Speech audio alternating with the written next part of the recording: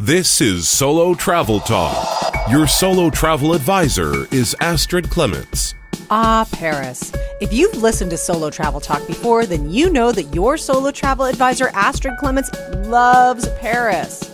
In fact, Astrid is right now on the cusp of returning to the City of Lights. I'm producer Catherine O'Brien. Of course, Astrid shares about Paris on this episode, but there are also bigger themes of mood, revisiting a place rather than going somewhere new, plus, of course, planning an optimal trip. Commençons le spectacle. Here's Astrid. Astrid, how do you personally weigh going somewhere new versus returning to a place that you love? Well, Catherine, feeling like the modern-day Marco Polo, my instinct is always that I want to explore a new destination. So it's really hard for me to want to revisit a place that I've been to before. But I have to say there's certain places that I fall in love with that I really feel so comfortable there. It's like I've been there before. I kind of sometimes have a little deja vu flashes or whatever, like, well, maybe in a previous life I lived here. I mean, you can have funny thoughts that come through your mind, but there's certain places that I really feel more in sync for. And I want to return there. It's kind of like a homesickness. I have some kind of draw to it. And I guess you'd say it's just kind of like one of these places where I'm just happy. It's the happy place. So the tug between exploring somewhere new versus returning to my personal special place, the tug is always strong for me. But I have to say that there's several key factors that lead to the decision between going somewhere new versus going somewhere old. I'd say the first thing is really, I always think about is what I'm in the mood for.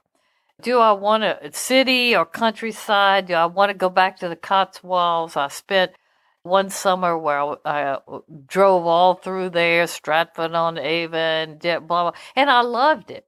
But do I want to go back there? Is that something that I'm yearning for versus going to Bristol in England when I go back to England, or Manchester or York up in the north, which I haven't done those areas. So I always think about what am I in the mood for if I want to go to England, or England is the target area, or wherever. Also, do I want a relaxation? Or do I want to pound the pavement discovering a new destination? I mean, am I geared up for, say, going around the world again and doing all these different cities? Or do I just want to go to Venice for a month and just live there, kind of? It's just what you're in the mood for. Do you want beaches, mountains? Or do you want to go somewhere where you'll just take a 2-week course, some kind of learning experience? Cultural enrichment, is that what you feel like you need versus basically just completely a wellness detox experience? Or outdoor activities. There's so many places now that people are traveling to, that hikers are hiking across England, or people are biking through Italy on food excursions, etc. So you have to decide, really, in my opinion, first of all, what really do you need in terms of your mood or your psyche? Then, how much time do you have for a trip? And how much money are you willing to spend or you have available to go somewhere? So you have these time-money factors on whether you want to go back to somewhere versus somewhere new this year or, say, next year. Also, maybe 1, 2, 3 trips really wasn't enough to do everything you were interested in experiencing a place. So it definitely makes you want to return. And key cities like that are Paris, Venice, Marrakesh, Bangkok. I mean, there's so many things there that it's hard to do them in 1, 2, 3 trips. Plus, it's almost an overload. You have to kind of take a break and then go back and do another set of things, etc. And there's also maybe special reasons to go to a place. Say there's a special event there, or you even have a family reunion, or you get a special invitation to attend something. So these are really kind of the basic whys, when, how long, how much. They're the key factors that I use to make my decision, whether to go somewhere new or return to a place that kind of feels like a home away from home or a happy place. This leads me to share with the audience why I will be returning to Paris in November for, I think this might be my 10th trip to the City of Lights, which really is my favorite city in the world. If there is a such thing as reincarnation, which I don't believe or disbelieve because I just don't know. I'm a Christian, so I can't go too deep into whether it really exists. It doesn't matter to me. But if it is so, I hope to be reincarnated in my next life as a Parisian. Because I feel like I was one in the past. I just feel so at home in Paris. But after my last trip this year, Catherine, to Cartagena, I was really tapped out in terms of money and time for any more trips in 2018, because I just have recently earmarked spending some more money improving my website, Astrid Solo Travel Advisor, which you can Google me if you are interested in all kinds of solo travel information at astridtravel.com. I've hired a fabulous new young blogger and digital marketing person, and you'll be hearing from her because she'll be doing some podcasts. Her name is Madeline Ferret. I have so many things that I need to focus on with the website, the Solo Travel Talk, that are exciting that I want to get put in place. So I really just did not have any time as well as any more money to spend traveling. So that's what I had decided, that basically the last part of the year is going to be focused on developing and improving Astrid Solo Travel Advisor and Solo Travel Talk. But as fate would have it, a very special invitation to a unique event came my way really a little over 2 months ago. I was invited by my bank, JP Morgan Private Client Division, to attend its pre-exhibition event at the Grand Palais in Paris, basically the Paris Photo Show, in November. And when I first got the invitation, I thought, oh gosh, this sounds really cool. But it's really a by invitation only to see this wonderful exhibition, which will showcase JP Morgan's world-class photography collection. And the invitation list are for people all over the world. And the more I thought about it in the Grand Palais, I just thought, oh my gosh, this is so fabulous. I'll never get any kind of invitation like this again. And let me just give you a little bit more information about how wonderful this particular event is. First of all, the Paris Photo Show has been going on for over 20 years now, and it showcases the best photographers and photography galleries and works of the top photographers from all over the world. It's the largest international art fair dedicated to the photographic medium. This is the creme de la creme of photography.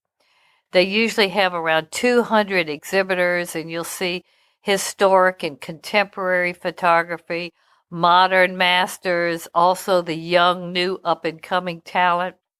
They'll have specialized publishers there with art books, unique, rare editions, and you can buy all these. Lots of what will be exhibited will be for sale.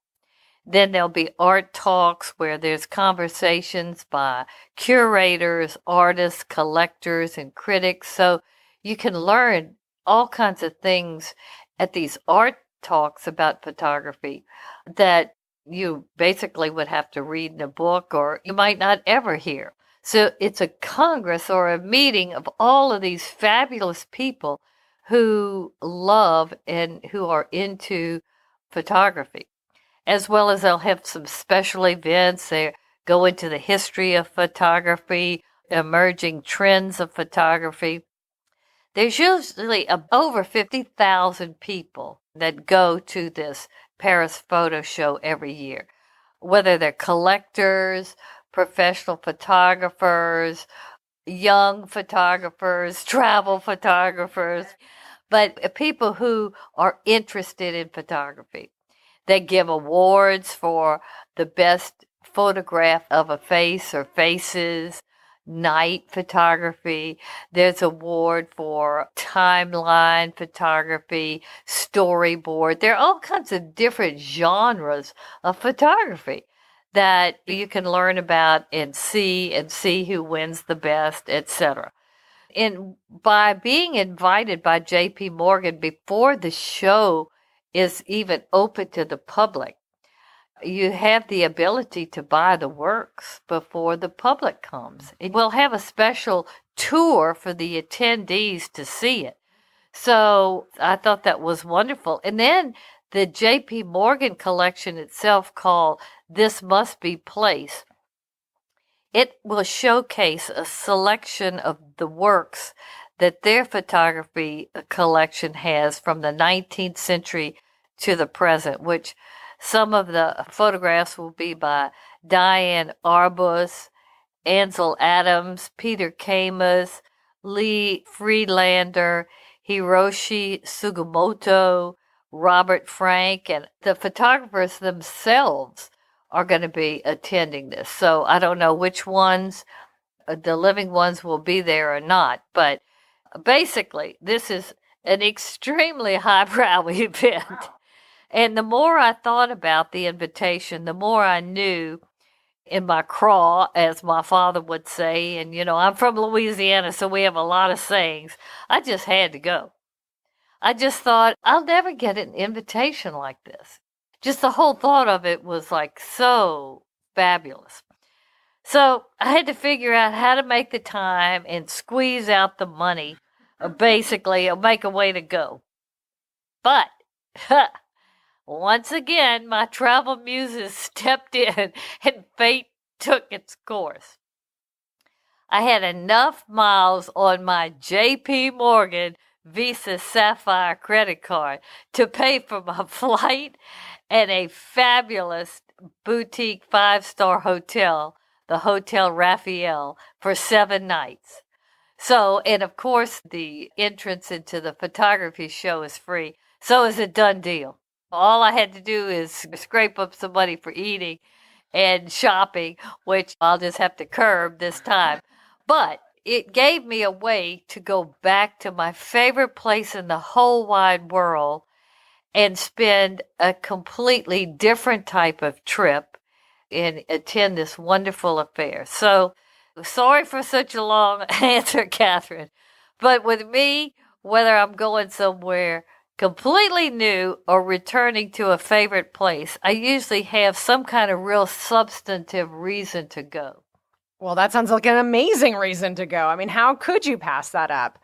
Now, that's really an activity, but I know that the last time that you went to Paris, you had a theme, kind of making the differentiation here between theme and activity. Do you have a theme for this trip? Absolutely. Photography will be one of the themes for the trip, and the second theme will be discovering the 16th arrondissement, which this is a neighborhood where the old Parisians, or many of the aristocratic Parisians, have lived in this area and still live in this area of Paris. It's a neighborhood that they describe as the chic Paris or the posh Paris. I mean, of course, you've got the left bank and you've got the 8th district or the 8th arrondissement, which is beautiful and very coveted and the first to live in.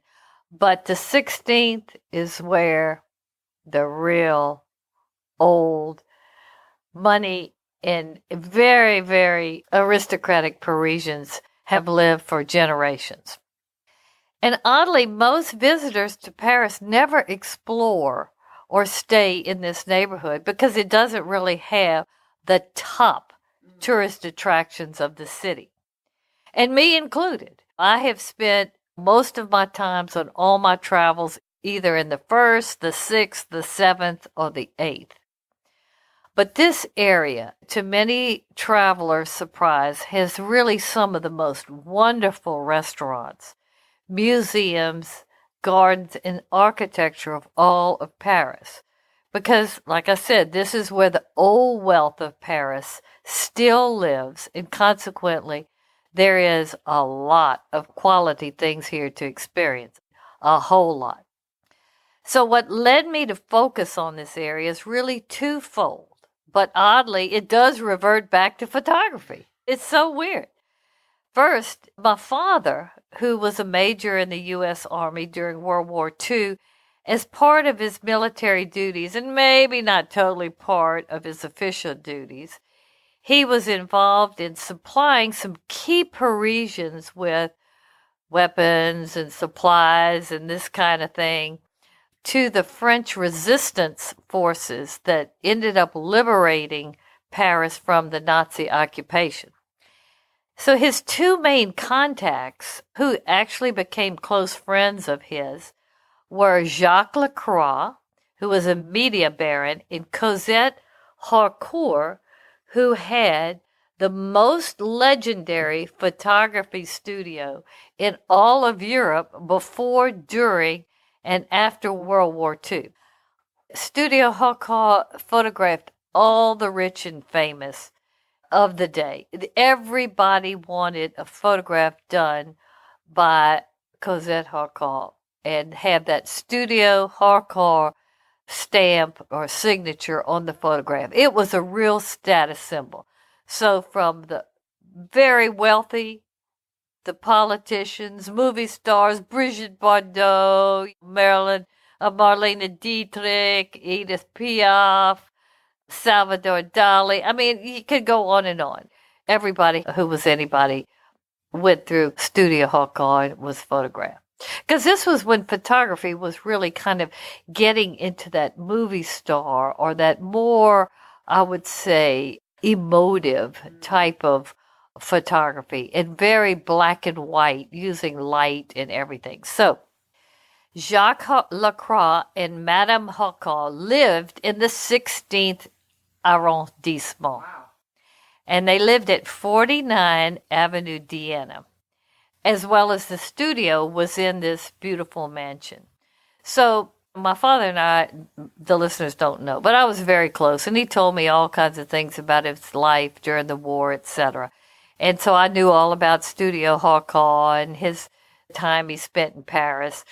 And I even have some of his old photographs that Cosette took of him. He actually had 5 sittings where she did photographs of him, beautiful photographs, and my father was extremely handsome. And I myself have actually had my photo taken at Studio Harcourt. And I want to share this because it's so funny how this trip, it was spurred by photography, this invitation by my bank to go to this very exclusive photography show, and my father's connection to this famous photography studio and these very aristocratic Parisians that really influenced and changed his life to the point where he seriously thought about maybe sending me to high school in Paris, but he didn't go that far. But I remember my first trip to Europe, and I was going to be in Paris for a week. He told me, he said, Astrid, go to 49 Avenue d'Iéna, knock on the door and see if Jacques and Madame Harcourt still lived there. So, of course, I did it. And I went there, and the doorman opened the door, and he said, oh, yeah, they're still alive. Just wait a minute. I'll see if they'll see you. So he came back, and he said, they will be delighted to meet you, and come right up. So I entered this I mean, oh, I thought, oh my God, this is something else.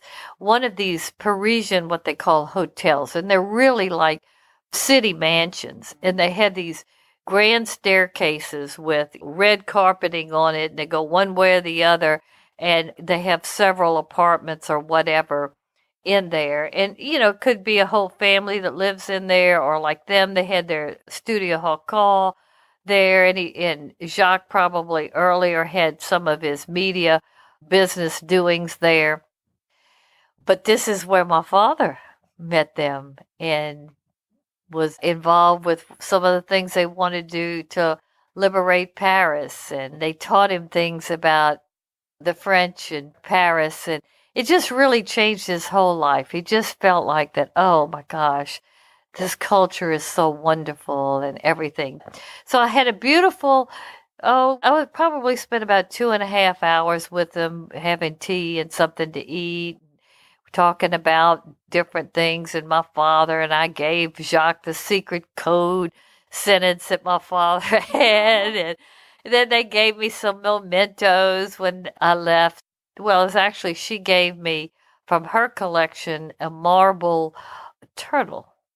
And from his, he gave my father a brass boar as to bring back as a token of the connection and the love that is always there. And on top of that, she said, Astrid, Studio Hall will photograph you when you're here in Paris. And so not the next day, but the following day, it was arranged for me to have a sitting. So I had a sitting in 1969 at Studio Harcourt. So this trip, I really want to retrace my steps or my father's really steps in this neighborhood.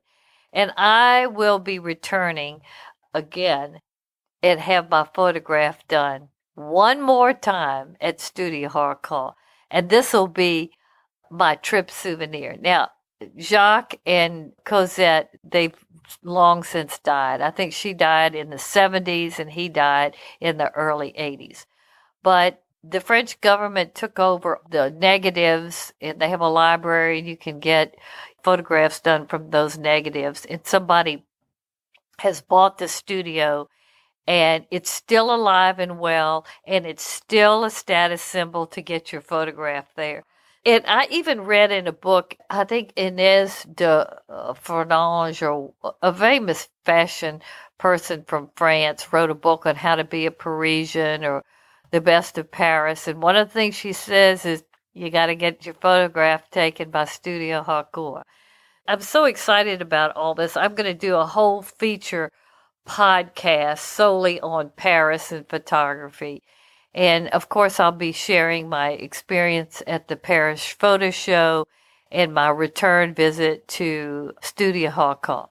And I say all this because I'm showing you how I'm building a theme or how certain things happen. I end up deciding to go back somewhere and take a trip that I didn't even feel like I really should spend the money or had the time.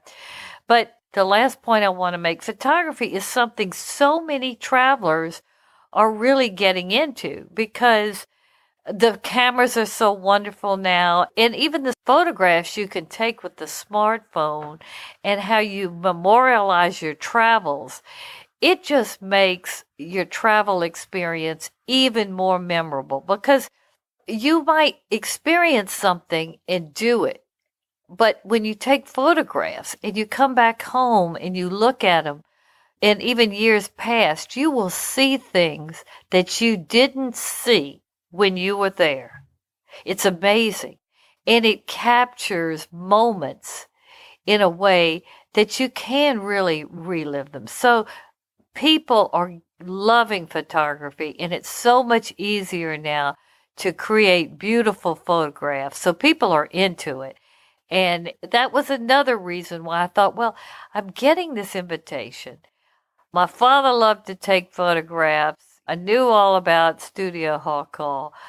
Paris is the most photogenic city in the world, or one of them, and I couldn't turn it down. So, bottom line, look for my future podcast on Paris and photography. I really think it's going to be super interesting just how it's all evolved. So I'll kind of sum up the answer to your question. There'll be two main focuses of this upcoming trip: Paris and photography, and then the posh Paris, things to do in the 16th arrondissement.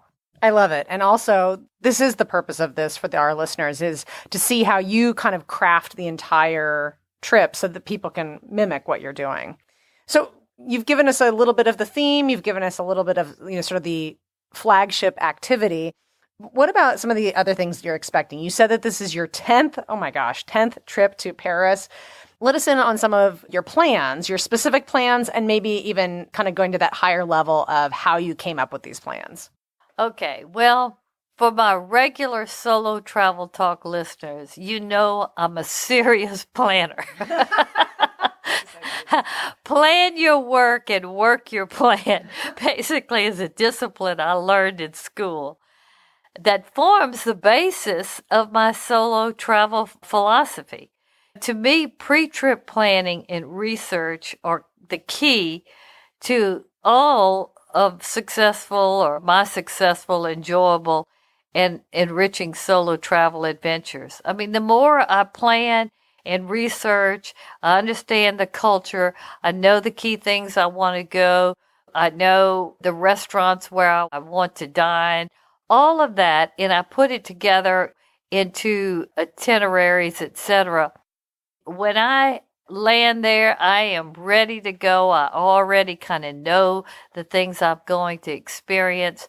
So I'm able to slide in and absorb it and get with the flow and really start experiencing living it to the fullest. So the planning is very key.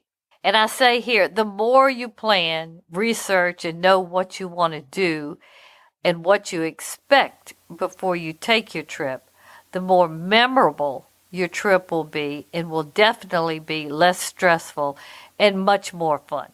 So what I always do for every trip that I take is I start with a basic travel journal. You can go to Walgreens and get a little spiral notebook, or you can get something real fancy. It depends on your taste. But you need to get that first. And as you're doing your research, make your list of the museums you want to go to, the restaurants, shopping spots, key sites, entertainment venues. Write down basic information that you want to remember about it, the address for certain, and if you have to make reservations or whatever, how you would do that with the contact information, etc.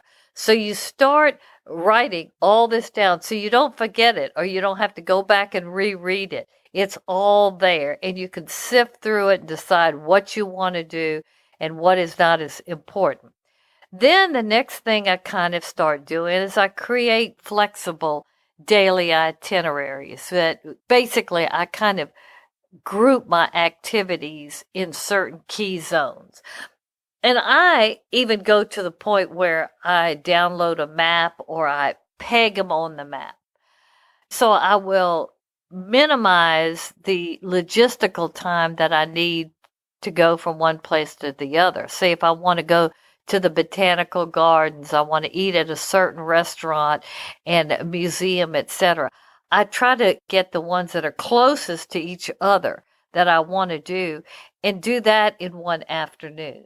And then go to another area and do a couple of things in that area. I don't pick a restaurant in this area, then go to this museum, and then have to go to a whole nother area to go to the gardens. Oh my God, that's a whole day, whether you could do it in a half a day. So I spend a lot of time doing that, and I know a lot of people don't want to spend the time, or they don't have the time to do it, but if you can do it, it will take so much stress out of your trip. You'll definitely see more, and you'll have a better trip. Now, I can't put this in the journal, but I learned a lot of information by watching YouTube videos, and they really help me decide most everything that I want to do or that I think is important to do, from where to stay to what restaurant to where to shop. I mean, you'd be surprised. Videos that bloggers make, or just regular people who are travelers, or hotel videos that are made by corporate, etc. You have so much visual information now that is available on the internet, and it is great to get you acclimated into where you're going and to decide what you want to do. You'll be surprised by just watching the videos. You'll see how people are dressed. You'll kind of have a feeling of where certain things are. You absorb so much visually. It's very helpful for you to decide what you want to do before you go there. So you jot all this down, or you mark things out of your journal, etc. So here's my Paris trip itinerary, the basic trip, and then my daily itineraries that I want to say are merely a guide, because even the best laid out plans by somebody like me, who is a super planner, don't ever exactly work out like you think they will. But it really is the best way to stay focused and not waste a lot of time. It's very important, because that's very easy for a solo traveler to do. Once they don't have things well planned out, then they'll let this slide. They just won't do things, and they'll miss a lot. Okay, so I leave for this particular trip on the 4th of November, and that's basically the travel day. And that's a typical travel day from the U.S. to Europe. You get up, you have to be at the airport around 8. My flight leaves from New Orleans to Atlanta. Then I catch a plane at almost 4 to Charles de Gaulle, Paris. I land at around 6 in the morning. So I will be there with very little sleep, because I don't really sleep on planes anymore. It doesn't matter how wonderful the business class is. I just don't really sleep in them. If I sleep, it's usually on the way back, because I'm completely spent out. I'm so exhausted. I have worn myself out to France. But I guess I'm like a child still. I'm so excited to go. I can't relax. I can't wait to go. So I land on Monday, and this is what I call jet lag day. It's a day after the long flight, anywhere you go. So what I try to do on my jet lag day is really wear myself out, so I can really sleep that first night away from home soundly, because you're going to be in a different bed, in a different place, and that usually takes you a couple of nights to get used to. So boy, you want to try to be dead tired that first night. So I check into my fabulous hotel, the Hotel Raphael, which I'm so excited to go to. And what I usually do is I always check in and I unpack. After that, I'm going to hit the streets, and I've already know the neighborhood. I've studied the streets.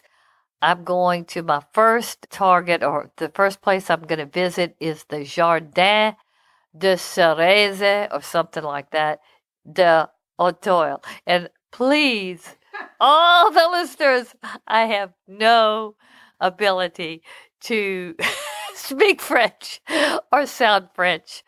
So please forgive me, because I know it's so bad.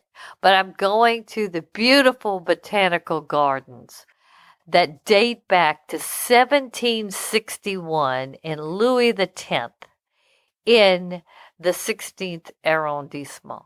Oh, I can't wait. There are 4 botanical gardens here in this jardin. So this is where my first stop will be. And to get there, I'll be walking, like I said, down Avenue Victor Hugo, Rue de la Pompe, Avenue Mozart, and then taking a right on Rue de d'Auteuil to the Botanical Gardens. I know how to get there now. I'm just visualizing it. But these are the kinds of things that I do. So once I get there, I'm just into it. I can see what's on the street. I might even stop at a cafe on the way if it strikes me. It's familiar to me, even though it's not totally. So then after a couple of hours of photo taking and in the botanical gardens and just being in Paris, I'll leave and go to the subway and catch line 1 and go to Les Sablons. And this takes me to the stop where I will visit the foundation of Louis Vuitton, which is on Avenue du Mahatma Gandhi. And I actually know exactly where that is, and it's only a couple of blocks from my hotel. But this is the fabulous, new, unbelievably stunning building done by the Louis Vuitton Foundation by Frank Gehry, the famous architect. This building is so unbelievable. It's hard to describe. It looks like some kind of ship with fish scales on it and sails. I mean, it's just fantastical. It's just beautiful and very elegant. But it is now a center of modern art. It has 11 galleries filled with contemporary art. Plus, the building has 4 different levels, so you can go up to the top levels and you have a fabulous view of the Bois de Boulogne, which is the big central park, basically, of Paris, and also of Paris. Right now, they've got 2 exhibitions there. One is Jean-Michel Basquiat, which is one of the most significant painters of the 20th century, as well as Egon Schiele, who is an early 20th century Viennese artist. The permanent collection, they have Japanese art, African artworks, pop and music genre, as well as expressionism. So I'm so excited to go to this museum because my last trip last year, this was on my list.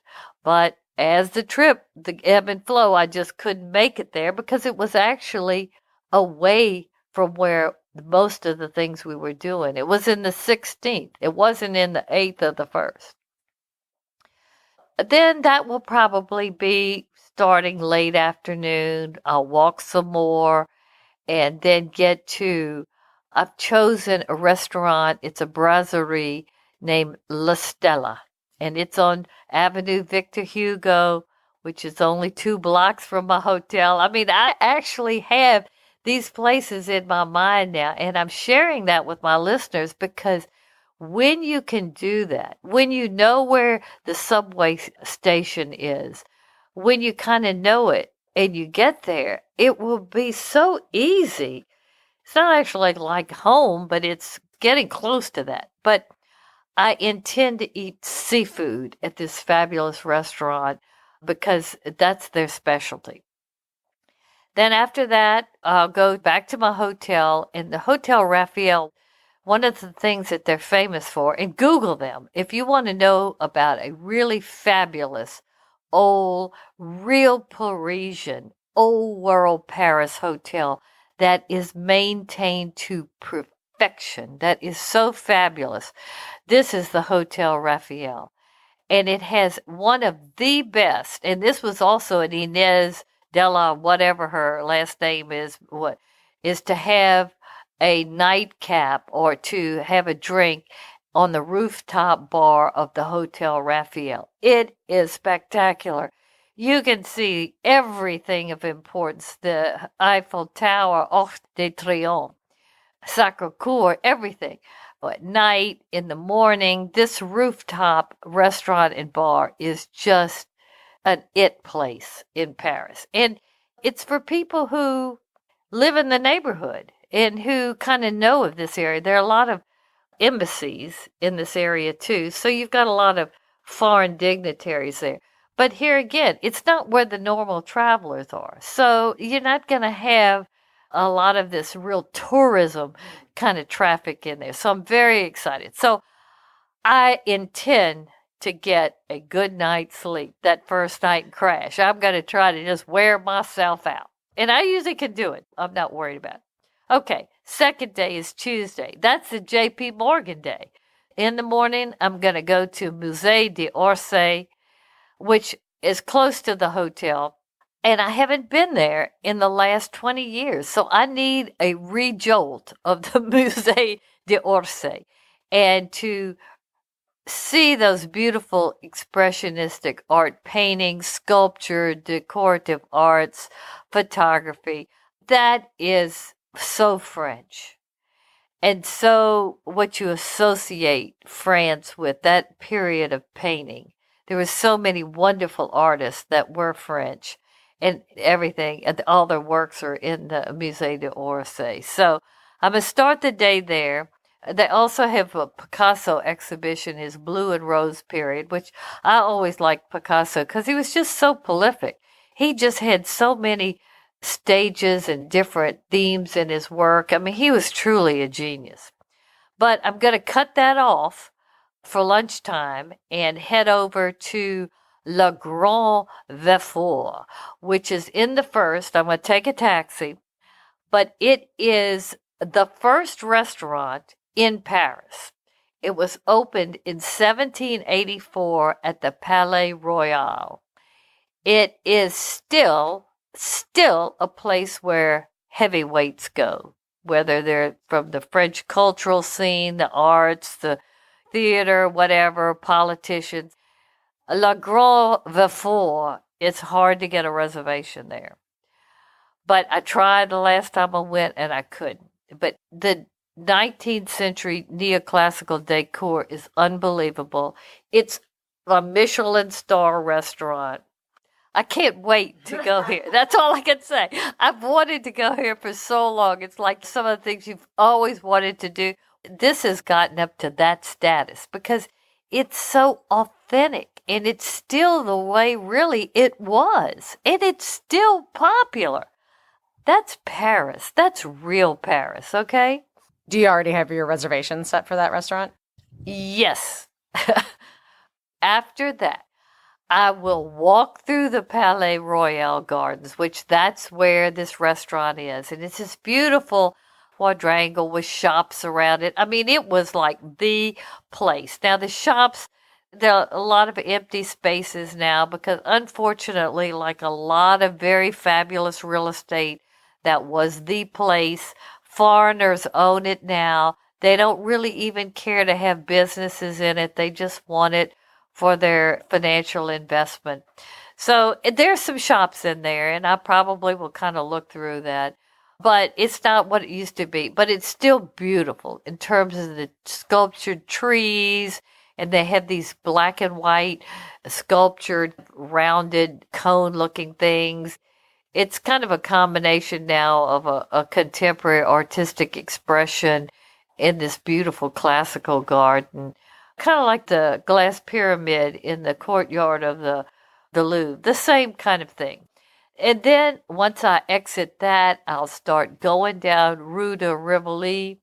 And I love that. I always walk down that street and go in some of those shops. I might even start off on the Rue de Cambon where Coco Chanel, where Chanel's store is. And it just depends on how much time I have and what the weather's like, etc. And then I'll be headed toward the Champs-Élysées. I'll walk up the Champs-Élysées till I get to the corner of Georges V and the Champs-Élysées, which that's where the Louis Vuitton flagship store is. And I have a purse that I want to buy. And besides my portrait, my photograph that I'm going to have taken at Studio Harcourt, I want this purse. Because you can get a better deal in France because the VAT tax, etc. So I'm going to do that. After that, I'll either head back to the hotel if I have time to freshen up, or I'll go straight to the JP Morgan event because I have different clothes that I know I can wear that will make it a little fancier. And the event really isn't black tie. It's nice, but it's not over the top. Because I think this photography crowd is more like classy casual, that mindset. So I will go to the Grand Palais and stay there as long as it takes me to see the JP Morgan exhibit and go through the Paris photo show, all the galleries that I'm interested in. And then after that, I'll head back to my hotel. I'll either walk if I feel like it or catch a cab. And Before I go right back to the hotel, I'll go across the street to the Peninsula Hotel, which is right across the street, and that was a hotbed of French resistance activity, and as well as the Hotel Raphael. A lot of things were going on in this area, which was very close to Avenue Diana. Where I'm staying is where all of that activity went when the French police were working with the Nazis, but then really double crossing them and all kinds of stuff. So it has a big history there. It used to be called the Hotel Majestic, but the Peninsula Hotel changed the name when they bought it several years ago. So it'll be another full day that I hope I sleep hard, which I'm sure I will. Then the next day, I probably will begin to get tired, but it's my shopping day, so nothing can wear this shopper out. I can always get up for the shopping day. So I'm going to start my day out early at Café Phuket, which is on the Champs-Élysées, which is only a couple of blocks from my hotel. And this place is also such a historic restaurant and brasserie. It was opened first in 1899 on the Champs-Élysées. When the weather's nice, you can sit outside. When it's not, they still have the awnings that go over it, so you can sit outside, but it's basically enclosed. And then the restaurant and the bar itself, oh la la. Very chic, very French, kind of Art Deco. And I've been there several times. On my last trip, I went there, but before that, I had skipped it several trips.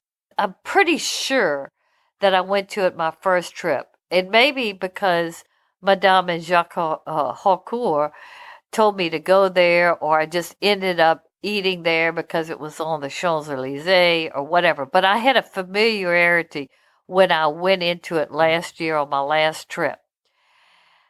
And I had steak tartare and a glass of wine and a wonderful French fresh salad. It's some of the bread and butter. I just was going, oh, yes, it doesn't get any better than this for me. So when I went to the restroom, after I asked for the bill, I go through the restaurant and I see all these photographs of famous people on the wall. And I look closely at them, all done by Studio Harcourt. I thought, my God, I must have gone to this because they told me. Or something has drawn me in here. Is my father trying to talk to me from heaven? You know what I'm saying? But it was a magic moment last year. So I'm going to return this year and have breakfast there and take some more photographs and learn a little bit more about this restaurant. Before, I didn't know that they had this connection, but now that I know, I'll just kind of talk to the waiter and I'll try to get more information because I want to do a blog about it, and it also will be part of my Paris and photography experience. And another thing I really realized after I was doing this research for this podcast, etc., I remember in my father's studio, my father had health clubs. He was one of the first in the United States. I think he had, 40 at one time or whatever, franchises. But it was called Alvin Roy's Health and Slenderizing Salons. And I remember in the first one he did, where we lived behind the studio, he had a whole photo gallery of famous people that he had come in contact with, that he had either helped in one way or the other, or some about his life. And I had kind of an aha moment this last week. He got that from his experience with Studio Harcourt and going to these places where they put famous people's photographs in. This throws back to Europe. And we see it in New York City, in the delicatessens and everything. That comes, I know, from Europe. But in my particular experience, is directly from my father, and he did it when he started his business here is a way of creating legitimacy as well as glamour, etc. So I thought that was really cool. So I'm going back to Phuket for breakfast. Then after that, I head to my favorite street in Paris for shopping. I usually don't buy anything, but I do smell that exotic air because I love fashion. I just love it. When I see all that, that's what I get. I wish, boy, if I could just wear clothes like this every day. I know I can't, but I love it. But the flagship Dior store is on Avenue Montaigne. Chanel, Louis Vuitton, Gucci, Escada, Saint Laurent, Givenchy, Balenciaga, Fendi, Valentina, all the best, the greatest, the latest. I mean, it still all starts in Paris, but for most, and it's all on this one street. Oh gosh, it's just fabulous. So I'm gonna spend the morning there, and I have to kind of be tacky, but at the end of the street, there is a small square, and I have to take a picture at this square every time that I go there, because the square was dedicated to Queen Astrid, who was the Belgian queen that died an early death in a car crash. And she was very loved, and it's called something Reine de la Astrid. So I take a picture, Queen Astrid of Belgium's Park, at the foot of Avenue Montaigne every time I go to Paris. So I have a collage of these photos as I've gotten older. But it's just kind of my thing. So, of course, I'm excited to do that too. Then I'm going to head on over. I have to take a cab to Galeries Lafayette. I always like to go there because it just has a certain vibe. This department store is like the Harrods or the Bergdorf Goodman. Not totally, but similar to that. It's one of these iconic department stores that you can pick up some cool things. They have like their own brand and the styles like belts and they have things that are not quite as expensive as others. And they ship things home for you. I just always like to go there for just a couple of hours or two. I might even get a makeover at one of the makeup stands like NARS or something, because they'll do it free for you, but get a Parisian to do it. But that will be my pit stop before I go to the opera, which the Opera Garnier, in the beautiful Opera Garnier building, that is a place that I have never been to in all my trips to Paris. And I was a music major who majored in vocal performance, and I wanted to be an opera singer my first time around go at my university. So I cannot believe I've never made it there, to the point where this building is so beautiful. I have a very large oil painting in my bedroom of the classic famous staircase of this building. That tells you how I'm so much into Paris. I didn't even really realize it was a staircase until I had seen it in photographs after I had bought this beautiful painting. But this time is the time that I'm going, because that was actually the number one thing that I wanted to do on this trip, besides the JP Morgan event, is to go to Opera Garnier and go to a performance. So I'm going to a ballet tribute to Jerome Robbins, and I'm going to take a little tour of the building first. I'm going to take some photographs on the famous double staircase. This building is so unbelievably opulent. It's Second Empire. It is the place where the chandelier that retracts into the roof, that the Phantom of the Opera. I mean, this is where Degas went and painted all the ballerinas. The paintings on the ceilings and everything. This building is like one of those one-of-a-kinds. It's so wonder of the world. It's unbelievable. So I'm so excited to finally do that. And I've already got my ticket. So I want to tell you, too, if there are really special things you want to go to, like dinner reservations or entertainment, You need to try to get that early. You can rely on your concierge, especially if you're staying in a real good hotel. A lot of times they can make it happen. It'll be very expensive, but sometimes they can't make it happen. Then after that, I'm going to have dinner at Café de la Paix, which is very famous right there at the Place de l'Opéra. And I actually think I've eaten there before, because when I Googled the pictures, it looked very familiar, but that's where I'm going to go. And then if I have any more energy left, I'm going to head on over to the Le Bristol bar for one drink and people watching, because this is such a chic place in Paris. The thing about Paris is, as a solo traveler, as a solo woman, you can go into very sophisticated bars. And there are women in there who are looking for stuff, but there are also women in there that are very comfortable. They don't care. They're not interested in talking to anybody, but they want to be in just the right place, to have just the right cocktail before they retire. They don't want any conversation. They just want to be. So that's what I'm thinking about.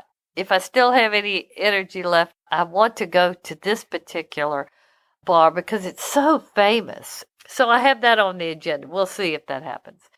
Then the next day is Thursday. It's basically the hump day of the trip. And this is the day, usually like the third, fourth day is when I get the real dropsies. I kind of hit that first brick in the wall and I pull back. I'll either sleep late or maybe I'll decide to get up and then in the afternoon I'll do a spa, or I'll do something that is not touring, looking, thinking. I'll just veg out. So if I'm in the mood for that, I'll do that. If not, I head to the 8th arrondissement, which I'm very familiar with. I can almost tell you every store on the street and everything that you're doing. But I'm one of these people that I guess I'm a little too brand oriented. I love to go into Hermes and look. I've got all kinds of scarves and twillies that I never wear because I live in Louisiana, but I can't help it. But I just like to look more than anything because I love great design. I love to see what's coming out of the new modern fashion houses. Hermes is such a classic design and fashion house of France, and it's usually very different than the others. It's much more aristocratic in a kind of a old world way, but still modern. So I like to go see there, smell the air, try to get it, and buy a scarf. Yeah. I can't buy another scarf, but I've got to go. If I have the energy. If I don't, I've been there so much, I'm going to just sleep late, or I'll go to the spa. Because that Peninsula Hotel right across the street has a fabulous spa, one of the best spas in Paris. Okay, lunch will be besides the Café Le Vaufour that I told you about, the oldest restaurant, at Epicure. And this is tagged as the Temple of Gastronomy. And it's likewise in the Hotel Le Bristol, where that fabulous bar is. Very hard to get reservations. Have the reservations. It's 3 Michelin star. It is really nice. So I plan to take a 2-hour lunch there. I am going to really get in a Paris frame of mind at that lunch because it's so fabulous. After that, I'm going to head to the left bank, which I have a lot of familiarity with. But I love Rue de Bac, and I love Boulevard Saint-Germain-des-Prés. There's one museum that I want to go there. Because, see, this day I'm trying to tell you, these are kind of retracing some of my steps that I love. That's where I feel like, I could live here. I just love this so much. But I want to show you how I go back to a place that I've been to before and relive it in a new way, but also the familiar things, similar to where you live at home. There's certain places that you love that you just continue to love to go to. But one place is the Musée de Cluny, which I've never been to that I want to go to. And it's the Museum of the Middle Ages.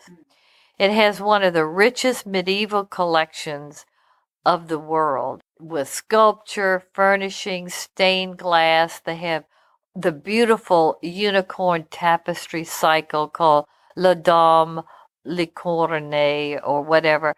And just old, beautiful things of the medieval Renaissance period that I seem to just always have drawn to. I love tapestry. I've got a lot of old world kind of feeling things in my house, and I just love it. And there's something drawing me to this museum. I just want to share that with my listeners. I don't know what it is, but it's like from another dimension. So I'll come back and share with you if I feel any kind of serious deja vu moment when I go there. But after that, I'm ahead to the Place Saint-Germain-des-Prés, where it's beautiful old church that I've actually been to before, but I want to go back in, light another candle, take some photographs, because it's the oldest church in Paris. It's the only Romanesque building that still is intact in Paris. So I want to take some photographs there. And then right across from there is Café Flore and Brasserie Lip. And I think I'm going to have dinner at Brasserie Lip. Like one of my trips, I stayed in the Hotel Saint-Germain-des-Prés, which is right there on the square. It's a little boutique hotel, wonderful hotel. So when I stayed there one time, every night I would go and have a glass of wine at Café Flore. One evening I had a wonderful dinner at Brasserie Lip, but boy, I must tell you, I remember those waiters, and they were classic Parisian. They will put out on anything you wanted. I mean, you had to wait for the check for 45 minutes. I mean, everything was, what are you doing in here? But the food was great, so I'm going to give them another chance. And so I probably will have a glass of wine at Café La Flore and walk back to my hotel. Next day will be back to the 16th, serious 16th day, where basically this is Studio Hawkoff photo shoot day. So in the morning, I will go to the Musée Marmottan, which is in a 19th century gorgeous mansion in this fabulous posh area of Paris where the real old money lives. But this houses the world's largest collection of Monet's paintings. It's touted as the secret gem for art lovers. It's fabulous. Supposedly, I think Monet's son donated a lot of the paintings that are in here, and they're not as well known as the ones in other museums all over the world. So I'm really excited about going to see this mansion in this area and these paintings. Then after that, another super lunch will be at the Cristal Room at the Baccarat Mansion and Museum, where this restaurant is like, oh, beautiful. And it's filled with Baccarat chandeliers, sconces, glasses on the table, centerpieces, the whole. I mean, this is Paris over the top. You get my drift. It's in the 16th. So I'm excited about a lunch there. I'm not going to linger too much because then I'm going to head over to Studio Hawkoff. It's close, though. And it's not in the same place that it was when I took my photograph where the original studio is, but it still has the same feel. It has stairs going up with red carpet. You're greeted in basically a foyer, a greeting room. You're sat down. You can have a glass of champagne, whatever. Then you get your makeup and your hair done before the shoot. You're taken into the photography room that is very dark with all the movie star lights, and then you sit for your sitting. And it usually takes about 2.5. I have a 3-hour schedule because they take a lot of photographs and they take a lot of time. So I'm super excited about this. I just think it's in the heavens or in the stars that this is coming together. But if you want to do this, if this is something where you really want a classic photograph taken for you that will have a real cachet that can be handed down in your family and you're going to Paris, make an appointment. Now, you do have to have reservations in advance because I think they only really do it on Wednesday, Thursdays, and Fridays now. I'm not really sure if they are open to do this every day, but that will be my afternoon. Then I'm going to head over to the Hotel Ritz. I'm going to go to the Hemingway Bar. I'm going to TGIF Parisian style. And I'm going to have little finger foods. The last time I went, I had sliders. My son was with me. And the Bar Hemingway is really still one of the classic watering holes for Paris. They have the most famous bartender now there in Paris, might be in the world. And what he does is he creates bespoke cocktails for you. You go up to him, you start talking to him, everything, and he will create a cocktail especially for you. So that's what I'm going to treat myself to after I have my photo session. So I'll stay there as long as I feel like I want to be there. And then I'll go back to the hotel. I might go up on the rooftop and go to bed. So the next day will be the last full day, and I can tell you a melancholy is already starting in talking about it. I don't want to go home. But it'll be spent also on the 16th.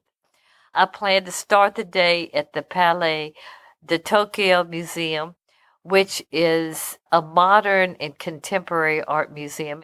They describe it now as the most trendy museum in Paris. Lots of cutting-edge things being presented there. I'll have lunch at the Monsieur Bleu restaurant in the Palais de Tokyo, which is a Michelin star restaurant.